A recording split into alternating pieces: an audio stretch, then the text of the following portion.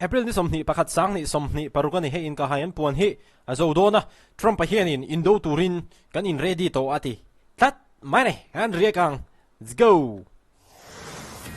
The blockade has been a tremendous success. They said 2 days ago, we will open the strait. I said, no, we're not going to open the strait until we have a final deal. Oh, Trump pa so yan eh. Blockade tu na kan nei me ka hi. Hi alo ting rem khop mai ani an ti ni. News tam takina an post dan suanin United States in a blockade an nei hi alo cham. Achan chu long tam tak an lutin an ron chuak thei ani antia amaro chu United States lampang chuanin khonge evidence antia evidence akam hmutur om chuang lo ani chu wang chuanin Trump na hetianga kan dan be hi a hlot ling khop mai ati hi ani ka ringa khei chuan ti chuanin ni kalta khanin Strait of Hormuz kan hongang antia atia Iran lampang hang kan hongang kha anti ve miawa ti chuanin Trump chuanin nilove Strait of Hormuz chu keini lampang chuanin deal mumal tak deal puiting tak kan siam huna chia kan hong do na ni tin Trump pachonin alo changle ni turani he ama soidan ni mo no we want to open the strait. They said we're not opening, we totally control this. Tizoni Iran lampang chonin nilowe Strait of Hormuz kan hong do ani antia tichuanin Trump pachonin kan hong do lo Strait of Hormuz kan control ani ti ni. That's President Trump in an interview just a short time ago addressing the U.S. blockade of Iranian ports. CENTCOM turning back at least 27 ships since it first began.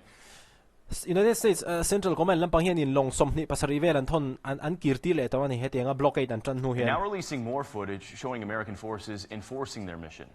Hi atha hetianga American stena long tere te chak dewa enge kal thei ti meng an mang hi atha long lian pui chem wang deu ai chuanin Iran Indo long te enge speedboat kan ti ang chi kha mo khang deu chak enge chak speed sang deu ho nan kha chuan hetiang hi atha.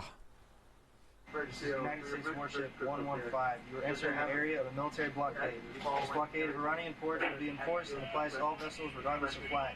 Any vessel with further intent to enter or exit an Iranian port will be subject to the right of visit and search in accordance with international law.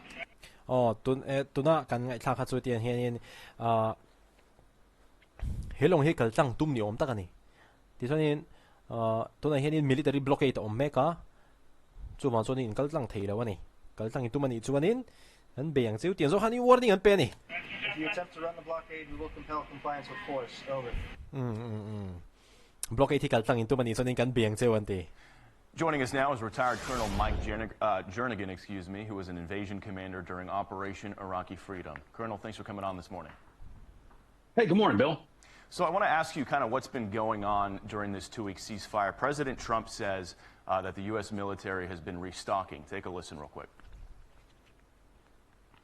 We're totally loaded up. We have so much ammo. We have so much of everything that we've, much more powerful than it was 4 or 5 weeks ago.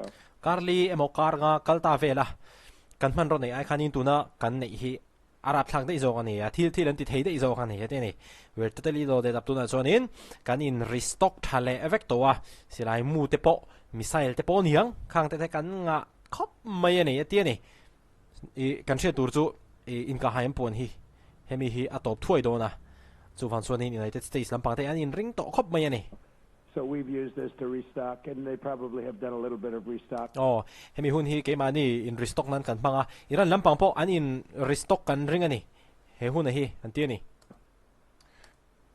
So just give us some color on what's been happening on both sides. So din thil pakhat le chuanin China atanga information an don aniang Iran lampang hian mo Chinese satellite te hian in Middle East United States te an sipai hun poimo an ral thuam te omma kha khami kha Iran lampang ne na han lova provide ni om takani atila wang hanin United States chonin an man ro poimo tak lian tham tak kha an son ti report oma kha atak takani sonin direct ka China ina Iran intelligence manga an pui evidence ne na om ang kha ani dona US lampang chonin China ina hetianga Iran a pui hi an du lo khop maya so wang chon engtin nge nakin loka US President Trump ale Chinese President Xi Jinping ate hi lain mutur ani dona an bo anin kar bo ruak hi a cheviao mai the chelo viao mai theya nge Trump pa hian in shereng chungin a ignore don nge hai ro kha chu ka soi thei lo.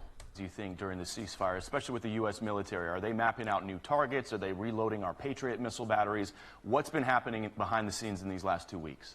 Tun kar ni kal ta chung hian eng thil theng an Patriot air defense missile te hi an restock nge US lampang hian in target thar be tur an zong nge enge ti zo na zo ta he pa hi Operation Iraqi Freedom hunlai khanin local ve ni turani mo war veteran kan ti ang chi khani mai thei abon khopang.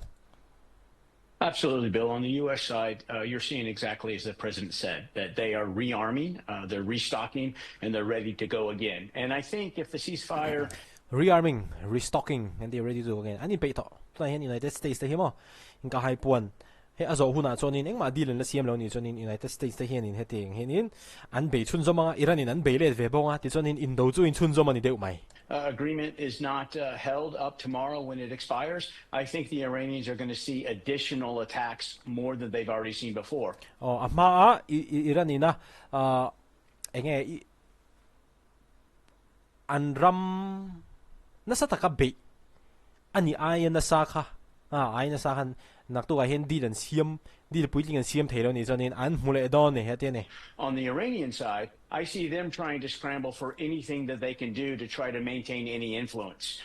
Iran lampang ina anti tum chu tuna henin tlemin an mang ang vede uni na lang Iran lampang hi chu anti theyang ang tia Middle East an theyang control a begin Strait of Hormuz depo an theyang la control vezel an tum ni na lang ane. For example, the Indians had 10 ships that they announced came through the strait with an agreement the Iranians made. But this weekend we saw 2 of them shot up by the IRGC. So I'm wondering if the Indians should get 20% back on their bandit fee they paid.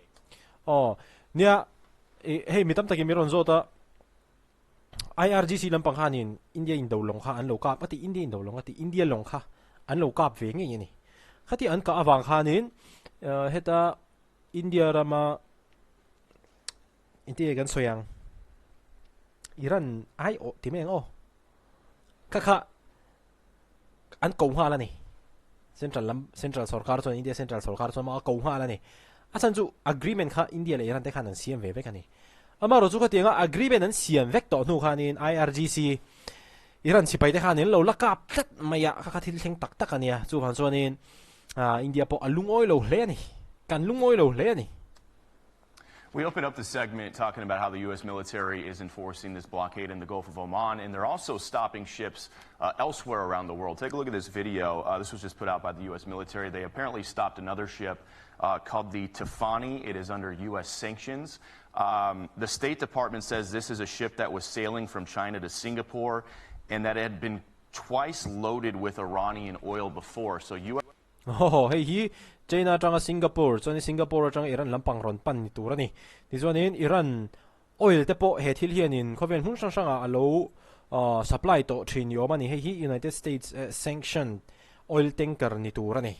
Hei hi U.S. forces boarded it. Oh, hey, United States Marines bok ten ni mai thei ani. Hey, an valu chila ni, an valon chila ni helong himo. Question everybody about the nationality of the ship. What does it say to you that they're doing this not just in the Strait of Hormuz and in the Gulf of Oman, but in oceans around the world? Hey, Strait of Hormuz le Gulf of Oman ati United States te hian an tilawa mundanga te po hetiang hianin be puyan lo thak ve megani. Looking for these Iranian ships, the so-called shadow fleet. I think it says that the United States government is putting their military force behind their Treasury Department sanctions. And that no place is safe for the Iranians. In the early days of the war, an Iranian ship was sunk by an American submarine. And so that's not far from their minds. And so as their ships are in different parts of the world, but are flagged, and in this case, previously sanctioned for carrying illegal cargo, the United States Marines and the United States Navy are able to go anywhere and get them. Tunai hianin Iran long te hi khovel hun sang sang an om dar ve meka tizonin kan she tur poi model chu Indo tran tir lampang khanin United States submarine chuanin Iran Indo long kha an ka pil sak dei maya kha Iran ho ril ruwa chuanin a om ve renga hetianga hun sang sanga long an nei te po hi an ngai to ve viu inarinoma United States Marine sola chuanin te hianin khovel khoya po Iran long a piang kha chu te hanin an vakal chilin an va enge anval te hanin an va man thei ani khoi apo om se chu wa zonin Iran lampang hi aruk tak chuanin an mang ang ve viu theia konfi le wangin langma semo. So we're going to see what happens with this second round of peace talks in Pakistan. Obviously, we all hope that a deal emerges from this. But what's it like for the troops who have been sitting and waiting these last couple of weeks? Second round of peace talk hi om don ni in alanga Pakistan Islamabad a lebok hemi hi a hlotling ani chuanin a thanga a hlotling lo ani ero chuanin US le Iran te kha an Indo chhunzawm don ti na ha ni mai ani bon don khop mai ola khati zong kha toisi kim singa kan rik thei chu ni a video la ga in hmule theu don ni oh